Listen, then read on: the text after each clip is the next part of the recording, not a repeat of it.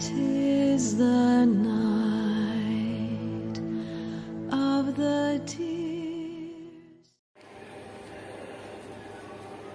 मत्ती की किताब दूसरा अध्याय 1 से 8 की तरफ हम रुख करेंगे और जानेंगे ये मुट्ठी भर लोग कहां से आए थे। ये कहा जाता है कि पूर्व से, इजराइल के पूर्व में जितने भी देश आते हैं, इंडिया भी आता है, तो हम कह सकते कि भाई वो हमारे देश से थे। मैं कहूंगा कि वो महाराष्ट्र से थे। तर पाहूया ह्या मुठभर लोकांनी काय केलं। सर्वप्रथम तर ते हेरोदेस राजाच्या समोर जाऊन बोलले। अब हेरोदेस राजा उसको चुपके से बुलाकर बात करता है। जाहिर है राजगद्दी हिल चुकी है। अब सोचने लायक बात है, किसी के जहन में भी यह नहीं होगा। लगभग 2 साल लगे होंगे उनको इजराइल तक पहुंचने के लिए। अपना सारा राजपाट छोड़कर वो जो निकले थे मुट्ठी भर लोग, अब सोच सकते हैं जब वे निकले तब ना तो हेरोदेस को कानो कान खबर थी, ना ही मरियम को। लेकिन इस छोटी सी खबर में, एक छोटे से राजा की पहली पहल में पूरा हड़कंप मच गया। पूरी इजराइल और यहां तक कि हेरोदेस का पूरा दरबार हिल गया। क्यों? क्योंकि मैं तुम्हारे साथ इस युग के अंत तक हूं बोलने वाला। आज तक कोई राजा इस पृथ्वी पर जन्म नहीं लिया। अब यह जन्म से पहले की घोषणा हमने देखी।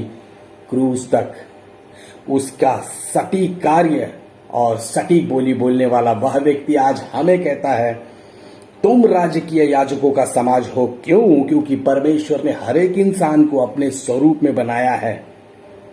पाप, शैतान और संसार के कार्यों के गुलाम होने के लिए नहीं। एक ही राजा इस पृथ्वी पर आया और जिसने कहा, इट इज फिनिश। पता है क्यों?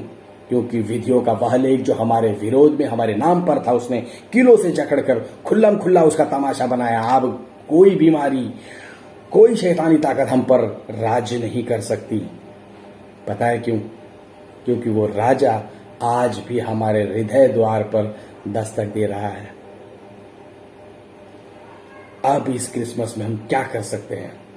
हम सुसमाचार बांट सकते हैं, प्रार्थना कर सकते हैं, अगर हमारे पास समय कम है तो कैरल्स गा सकते हैं, हम खुशियां बांट सकते हैं, क्योंकि खुशियां बांटने से बढ़ती है। बहुत डर, शर्म, ग्लानि में जिए ये पूरे 2 साल हमने देखा कि कोरोना ने क्या कुछ नहीं किया। अब थरथराते घुटनों को दृढ़ करने का समय आ चुका है। पुन्हा नव्या आयुष्याच्या पेटवा मशाली म्हणणारे गेले, but now we have a eternal hope. हम बात कर सकते हैं। क्यों?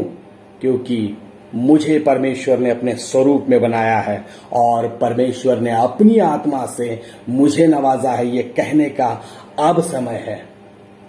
हम कह सकते हैं, हमारे पास ये आशा है, हमारे पास ये दृढ़ निश्चय है।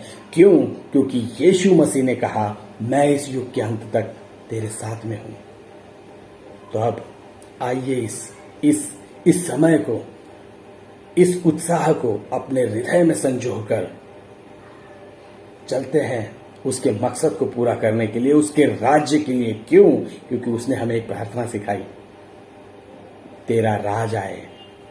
और परमेश्वर ने हमें उसके राज्य के लिए चुना है, उसके देह के लिए चुना है, उसकी देह की उन्नति के लिए चुना है। हर वरदान जो हमें परमेश्वर ने दिया है, नवाजा है, वो हमारे व्यक्तिगत फायदों के लिए ही नहीं, बल्कि उसकी देह की उन्नति के लिए है। तो हम हमारे ढीले हाथों और थरथराते घुटनों को दृढ़ कर कर प्रार्थना कर सकते हैं, चल सकते हैं। हर एक शख्स से कह सकते हैं, आपको परमेश्वर ने अपने स्वरूप में बनाया, अपना प्रेम आपको दिखाया उस क्रूस तक, और उसकी शुरुआत यहां दिखती है मत्ती के 2 अध्याय में। वो खगोल शास्त्री पूर्व से कुछ मुट्ठी भर लोग आए थे। चलिए हम भी चलते हैं कैरल्स में, आराधना में, और यीशु मसीह की देह की उन्नति के लिए। अगर हाँ है तो हम प्रार्थना कर सकते हैं, प्रभु यीशु, मैं अपने आप को जीवित बलिदान स्वरूप आपके हाथों में सौंपता हूं, मुझे इस्तेमाल करो। इस प्रार्थना को यीशु मसीह के नाम से मांगते हैं, आमीन। शुक्रिया। It is the night of the tears.